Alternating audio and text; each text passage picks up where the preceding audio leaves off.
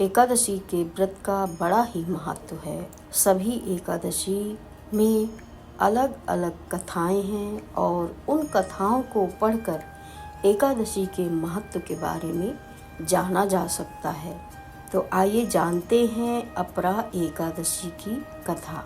युधिष्ठिर जी ने श्री कृष्ण जी से पूछा कि हे प्रभु, मुझे अपरा एकादशी के व्रत के बारे में बताइए।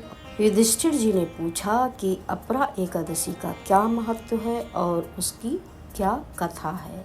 श्री कृष्ण जी ने युधिष्ठिर जी को बताया कि व्रत के प्रभाव से भूत प्रेत जैसी निकृष्ट योनियों तथा ब्रह्म हत्या तक के पाप से मुक्ति संभव है।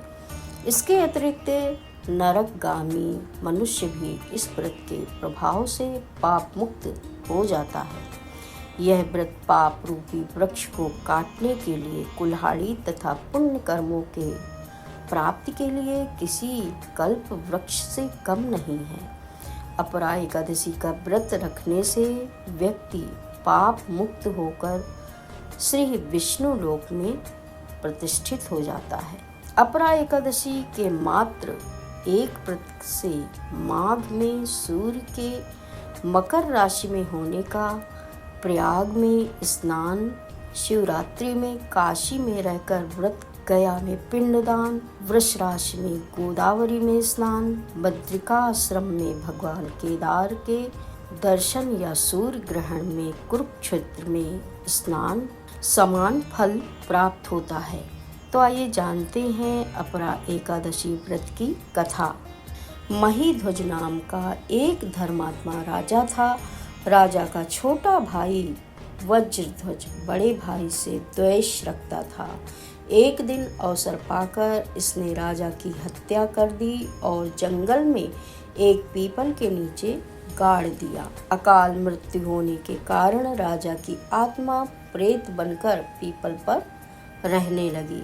मार्ग से गुजरने वाले हर व्यक्ति को आत्मा परेशान करती। एक दिन एक ऋषि इसी रास्ते से गुजर रहे थे। इन्होंने प्रेत को देखा और अपने तपोबल से उसके प्रेत बनने का कारण भी जान लिया।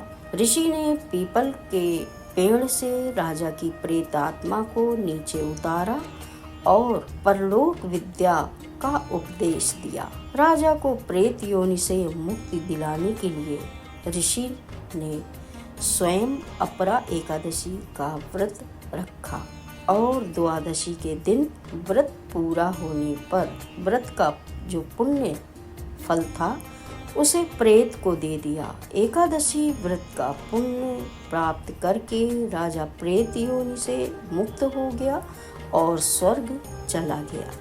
तो ये है एकादशी व्रत की कथा और इसका महत्व और इसके पुण्य का फल कि हमें प्रेत योनियों से भी बचाती है। भगवान विष्णु जी की कृपा रहती है। जब भगवान विष्णु जी की कृपा रहती है तो सारे कार्य अपने आप सिद्ध होते हैं और हमारा जीवन सरल बन जाता है। सभी लोग एकादशी का व्रत करें। व्रत करके अगले दिन व्रत का पारण करें। पारण से पहले दान अवश्य करें। अन्न का दान महादान कहलाता है, तो अन्न का दान अपनी श्रद्धा और सामर्थ्य के अनुसार अवश्य करें। जय श्री हरि, जय श्री हरि, जय जय श्री हरि।